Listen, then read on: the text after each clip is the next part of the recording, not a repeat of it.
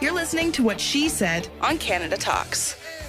Great music to introduce our next guest. I'm Christine Bentley in studio with Kate Wheeler, and we are joined by a former colleague, CTV broadcast journalist and diversity producer, motivational speaker, a former PC candidate for York West. Yes. The lovely Karlene Nation. How are you doing? I am so happy to be here with you, Chris and Kate. So proud of your show. Look at what you guys have done. This is awesome. I'm happy to be here. Well, this is about you. It's amazing what happens when you just get out of the way of some women. And a whole lot of stuff happens. A whole lot of stuff happens, and we're really talking about you here, actually, because you are a force to be reckoned with. And one of the things that's really dear to your heart is Black History Month, obviously. Yes. You were the first diversity producer. At CTV? So tell us about that and how this prepared you, kind of. I'm proud to be here, and I'm passionate about Black History Month because we've had 400 years of Black Canadians, blacks in Canada. And for me personally, I came to this wonderful, beautiful country in the late 70s. I was a teenager, I was pregnant, and I landed in this country with my two younger sisters to live with my mom. And I looked around and said, this is the most beautiful country. This is going to work well for me. Yeah. I was just 17 at the time. And so I forged a life where my mantra in life is there's nothing impossible. You can go out and do all kinds of things. So I fought like mad and got an education. And I was a second Black reporter to work in the CTV Toronto newsroom. Mitzi Benjamin would have been the first. Was the first, yes. And I, from becoming a spot news, breaking news, general assignment reporter, I worked with management on diversity initiatives because this is what our great country is all about. People of all backgrounds coming into this wonderful country and contributing and being part of the fabric of this great society. So I was very proud, very, very proud to be CTV's diversity producer, coming up with amazing story ideas about Canadians of all ethnic backgrounds. What year was that, Karlene? Do you remember what year that it was? I was hired in 1993, and in 1999 I was appointed diversity producer. I was the first reporter in Canada to be appointed to that position. And then later on, other reporters were appointed to similar positions in other newsrooms. So, and for our listeners who may not understand the ins and outs as we do of the business, it was not only to find stories that reflected the fabric of our society. But also, for example, if you're looking for an interview with a doctor or a lawyer or a whatever, an expert, to try and find somebody other than other than just all white Canadians. Exactly. We have doctors, chartered accountants, scientists, and my job was to find these Canadians. CTV wanted to put them on the air, and that was my job, to find them and create a database of Canadians of all ethnic backgrounds. I remember you telling me, because it's not just ethnic backgrounds. Yes, and gender. Also, gender and disabled. And disabilities, because you came up to me and you said, way to go. That's the first time I have ever seen a streeter, which is when you go and put a microphone in somebody's face on the street, with somebody in a wheelchair. Yes. And I said, I didn't actually even think about it, but thank you. But it was just because, and I didn't. And I thought, oh, that's true. So then when I started training young reporters, I would say, don't always, go, because just look for who you're talking. Like, stand on the street corner, but see who is passing you and make sure you hit up everybody that is passing you. Some people will talk to you and some people will rather rudely tell you where to go. But so, you weren't just raising the awareness of Black people of color. No. It was everywhere. Well, what was the response like in the newsroom in 1999 when you first started doing it? You know what? I don't think people quite understood what the position, and when we talked about diversity at the time, everybody's eyes glazed over. Right. It's like, diversity. What does that mean? It was such a a topic that people couldn't quite grasp. And how would it translate into actual stories? And journalistically, how would it translate? So I had to put meat on the bones of that whole program, because I understood it's about Canadians of all backgrounds. Right. And gender, diversity, disabilities, etc. And also, there was, in those days, way back then, a certain kind of, is this tokenism? Yeah, exactly. Are they appointing somebody so they can tell Exactly. some organization, Yes. they can tell, the CRTC that they That have a they're- diversity producer? I mean, that are they they're- serious, or is this just a make-work The- kind of thing? And which it wasn't, but...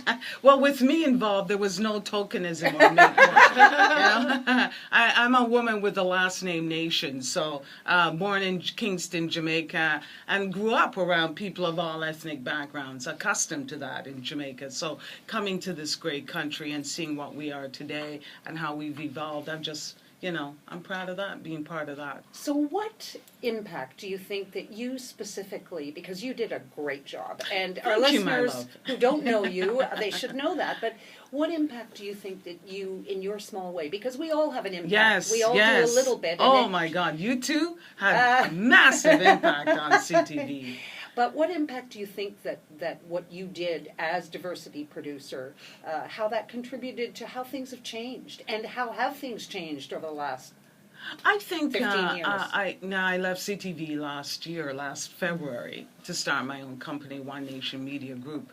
Get but that I think, plug in there, Karlene. yes, Just go, thank you, One Nation baby. Media Group. So what I believe my legacy is that all the reporters would come to me about contacts. They understood intrinsically. Well, we're going into a mosque. What are some of the things we need to do? What do you do when you go into a mosque? Who do we talk to for this story and that story? All these things are... So the reporters on the ground understood and understand to this day that, with our stories, we need to be reflective. We need to not just go to the same go-to people all the time. So I believe my legacy is, for CTV, I've left a database with 3,500 contacts of all experts of all backgrounds, and the reporters and, of course, management have been rallying my efforts, so I'm pretty happy with the legacy. This is What She Said, and we are talking to Karlene Nation. Yes. And Karlene, former diversity producer, but Karlene, the media has always been accused, 15 years ago, accused of, by diverse groups, of not reflecting what society really was. So you played a big part in changing that, because people always blame the media. Yes, And now we see our society reflected in commercials, in television shows, in who they pick. It's Is it not enough, just, though? Is it enough? You know what? Most groups would say no. They'd want to see more of themselves in mainstream media and mainstream films. Black women, for example, don't see themselves enough in some of the main shows, in the main films. And to women, South Asian women, Aboriginal peoples, they would say we can go a lot further. We can do a lot more in terms of... we could do a whole lot more in terms of reflecting the broader diversity. It's not just one group. We need to have everybody out there, because broadcasters understood one thing. If you reflect people of all backgrounds, they will start watching you. Yeah. Well, I find that interesting, because I think I see everything reflected, and now there's another group, and that's older women saying, no, I'm with "What you." about us? We're a minority. Why aren't you hiring us?" I mean, Yes, there's one yes. actress after another saying there aren't any roles for older women. There are lots for older men. So there's always going to be a corner that feels underrepresented. But in all fairness, I think we're doing a pretty good job, aren't we? Well, you know what? This country, I've been in Canada now 37 years. My son is 37 years old. Is he, oh my God, the Yeah. basketball player? Yeah. Well, no, he's not just a basketball. He played basketball in Europe for many years, but now he works as a social worker coordinator, helping immigrant kids to get settled in this country. And he gets kids from all ethnic backgrounds. And the first thing he says to them, this is your country. You're going to be a part of this great country, and it doesn't matter what your background, you can accomplish great things. And he works with hundreds of young people who come to this country and get them settled here. So what do you say to people then who believe that we are not a melting pot like the United States? We are multicultural, but that people are maybe not melding as well as they should. And I agree with that. I think, and okay, I'll get political here. Go ahead. I have to state my situation. I ran for the Ontario PC party. I think most people thought I was crazy. They said, you're a black person, you're running for the PC party? It was almost ridiculous that people thought that as a black person I couldn't run for the PC party. But I will say this, that... what was the question again? The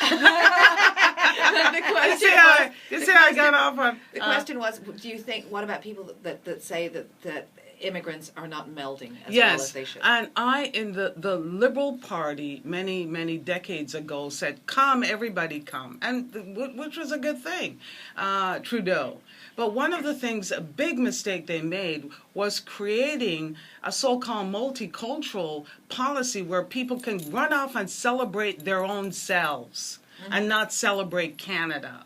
Multiculturalism is fine, but as long as every group understands that it's about celebrating Canada, being part of Canada, not running off and coming to this country and hiding and doing your own thing and only not speaking the language, not speaking English, French, Cantonese, Mandarin, or whatever. Be part of the fabric of this great country. That's your responsibility when you come to this country.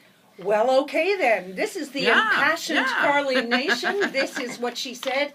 And Karlene, we hope you can stay with us because after the break, we want to talk to you about the importance and significance of Black History Month. So this is what she said on Canada Talks 167, Sirius XM. Stay with us. Yay! And we are back in studio. Christine Bentley, Kate Wheeler with you today, and joining us is our buddy and former colleague, Karlene Nation. She was working with us at CTV, but then she left the newsroom to go and really be sort of boss of diversity of the whole CTV network. Now, we called you in to talk about you and what you've been doing, and that's all busy. We also want to know what Black History Month means to you personally and means to other Canadians. Why you think we need it? You know, it's so... I'm so proud of this country. I'm proud of African Canadian communities, but all communities, all of us Canadians of all backgrounds. But African Canadians have been, people don't realize, we've been in this country for 400 years.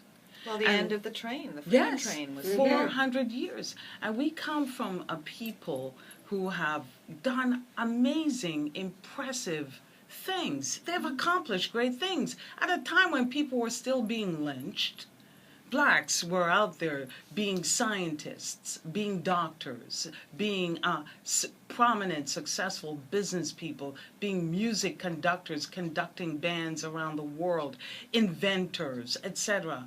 And so when I look at young people today, because I do a lot of speaking engagements, and young people today will say to me, oh, we can't accomplish this and we can't accomplish that. I said, if the people hundreds of years ago could, I'll take William Peyton Hubbard. He's the first black man to be appointed to office in Canada. He was, and still today, the only black person to be deputy mayor of Toronto. You're kidding. William Peyton, not since 1894 he was in office, 1894 to 1914.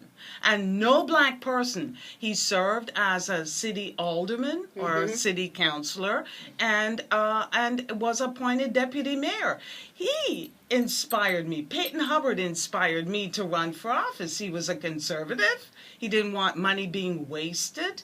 He represented Canadians, Torontonians of all backgrounds at the time, fought for Chinese business groups, black groups at the time who were discriminated against, and he helped to set up what is now become Ontario or Toronto Hydro.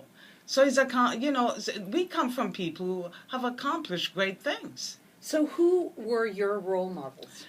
Oh, there's so many. In Jamaica when I was growing up, the woman who inspired me the most was Beverly Manley. She was married to Michael Manley, the Prime Minister. But she started out, she was a reporter. She had her own TV show, her own radio show, and she wrote articles and books. And I said, I want to do that. Maybe I'll marry a prime minister too when I grow up. It didn't quite work out that way. What about here in Canada? But here in Canada, so many women. Jean Augustine is a huge mentor and a role model. There's so many. Lily Allen is a lady. She's in her 90s. She gets up and works every day. She founded she started educating black people and the medical profession about sickle cell disease, because doctors and nurses didn't know. They thought they were just patients with sickle cell were just drug addicts in the 50s and 60s, and they didn't know how to treat them. Lily Allen was a nurse at the time, and Miss Lily, they call her, and she's she's 90 odd years old. She gets up every day and goes to work at the Sickle Cell Society, and she's still at it. And she's received so many awards for her accomplishments because sickle cell education in Canada started with her.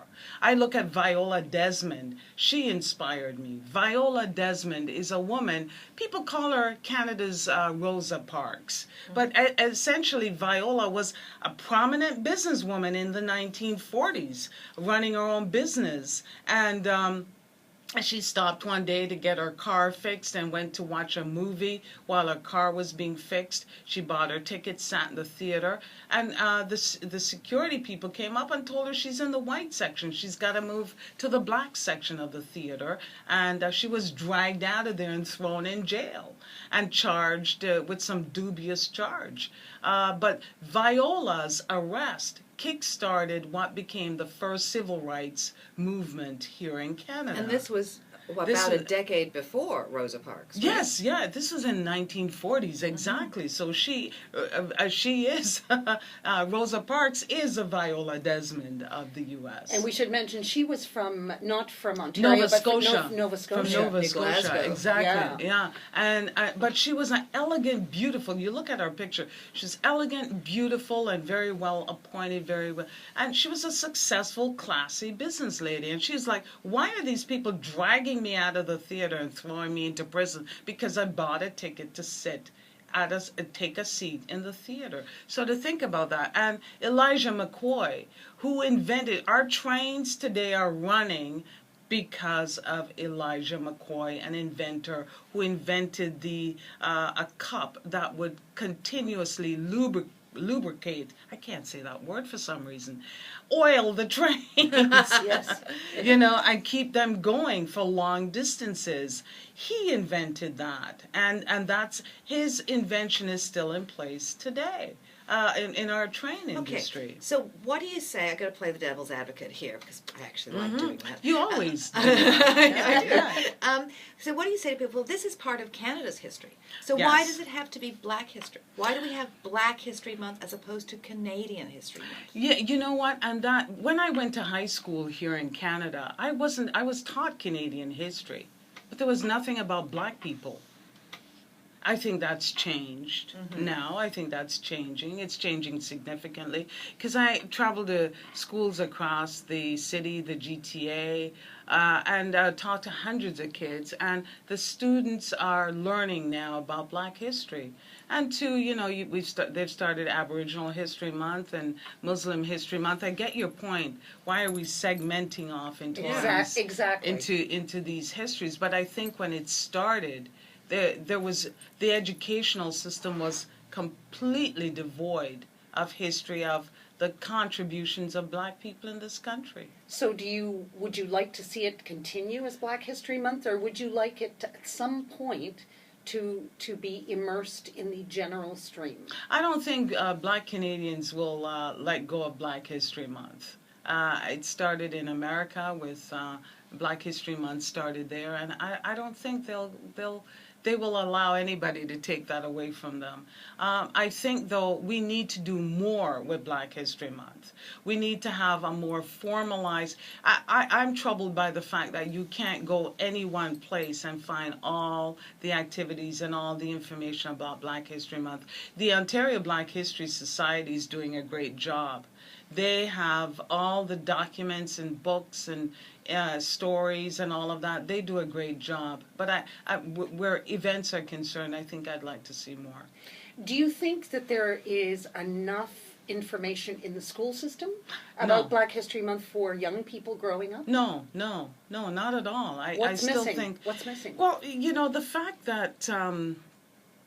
I think that there just needs to be more added to the curriculum. Now we're talking about the educational curriculum, and there's a controversy about the sex ed curriculum. I'd like us to focus on our math and our sciences and our history, and educate people. Because young people, you talk to them today, they don't know about Canadian history, and they don't know about Black history. They just don't. They may study one or two little things. It needs to be more ingrained in the curriculum.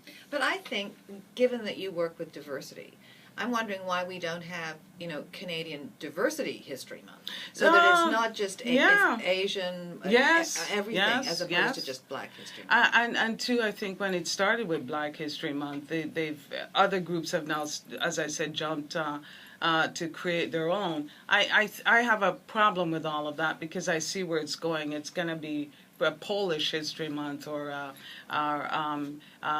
Azerbaijan History Month, or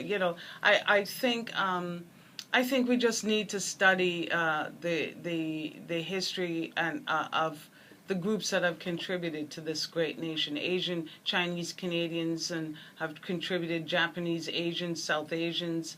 They've been in this country as long as we have been. Well, there's enough material there that perhaps you've got straight Canadian history, as in the battles and the whatever, and then a diversity history course, which covers all of that through elementary school, maybe in high school. I don't know, because there seems to be a lot of material. Absolutely, and maybe we need to tell our premier and the groups that are mapping out the curriculum. Let's beef it up with some other areas. You know what I'm saying? That's Before we go, you are working with one of my husband's heroes, Bill Curtis. Yeah, the great Bill Curtis. I'm so excited. Bill Curtis, as you'll know, is the host and producer, creator of iconic programs: American Justice, Cold Case Files, Investigative Reports, American Greed, which if you don't want to get ripped off, watch American Greed.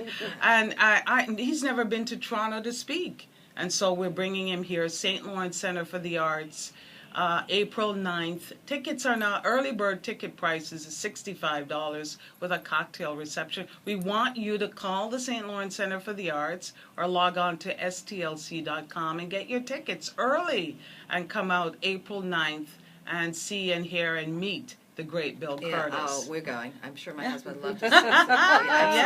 Absolutely. That's for sure. Angel. Yeah. And what else have you got on the book? You know what? I'm looking for a husband, but okay. Join Christine. He's gonna have to be. He's gonna have to be younger for some reason. Oh, okay. I may have to do this. I may have to go that. Cougar Karlene. Yeah, I may have to do that. Well, actually, most of my boyfriends have been a bit younger, but I've dated guys a bit older. But I find that now at this stage of my life, the guys who are interested in me are younger. Yeah? Well, because you're young at heart, my dear. I go out dancing. I love we bring me back. I'll talk about Christine this thing. Gets asked out by people that are the same age as her son. Well, what a way, Kate, to sort of say goodbye to Black History Month and February 28th, unfortunately. We'll be back again. 2015, Yeah, yes, 2015. It's been a great month, and we've had other guests in, but what a great way to exit with the great Karlene Nation. And I'm proud of Kate, Christine, proud of you both. Happy to be here on What She Said. Yay. And you are going to come back. I am, of course. You're a designated friend of the show, which means when we call, you come. I'm coming, baby. I'm coming. Okay. Click the channel subscribe button for full-length interviews and more from What She Said here on YouTube.